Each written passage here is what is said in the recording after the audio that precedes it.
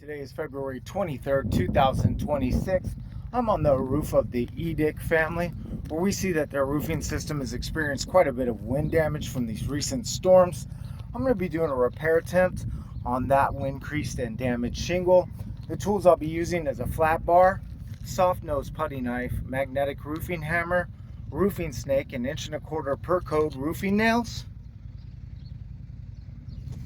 What I want to do first is make sure you guys are set up so you guys can view the work that takes place.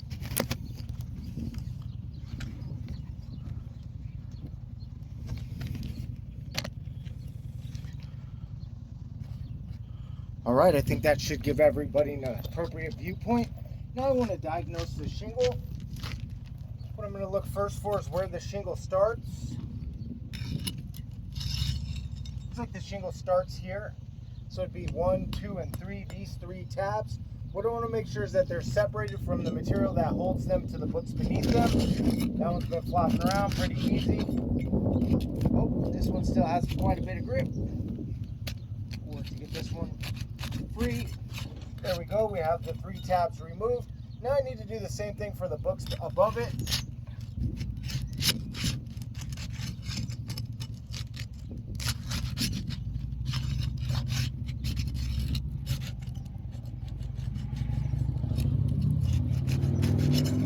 We do have the adhering material free. Now I'm going to remove the shingle from the decking. I'm going to take my flat bar, start in the nail strip, and just work my way across. Gonna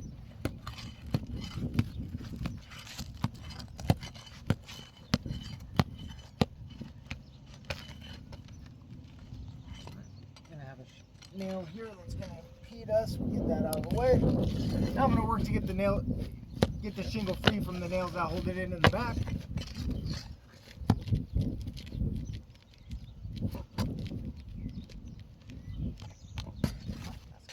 We'll get that nail out of the way as well.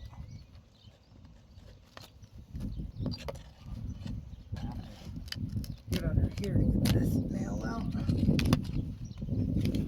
that nail out. Pop this shingle book free as well.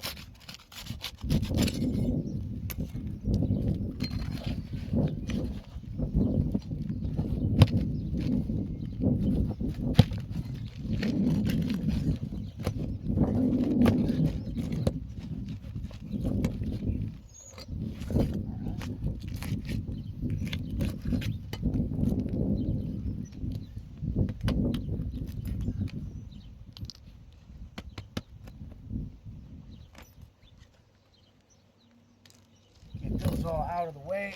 Looks like we do have our shingle book removed. We're going to set that off to the side. Now I'm going to do an investigation of the underlayment to make sure that we have a clean and clear surface for a reinsertion, that nothing will impede us. I see a nail here that will need to be removed. Get that out of the way.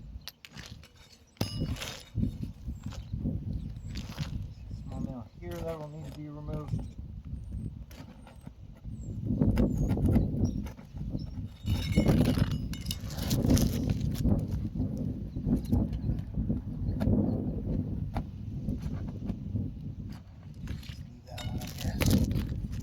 Alright, now I'm going to take this same shingle book.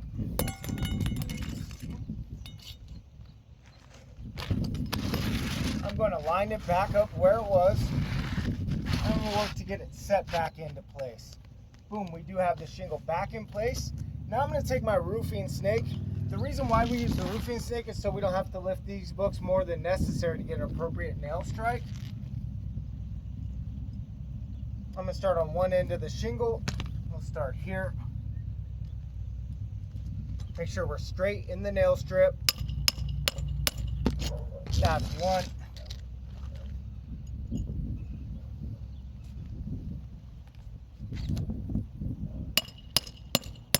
That's 2.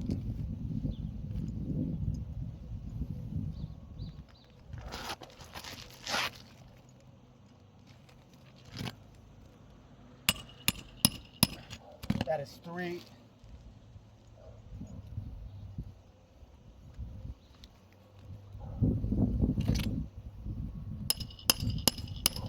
That is 4. We're also going to have to replace the nails that we removed from up top.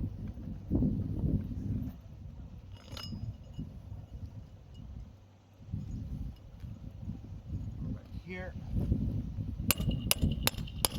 That is one.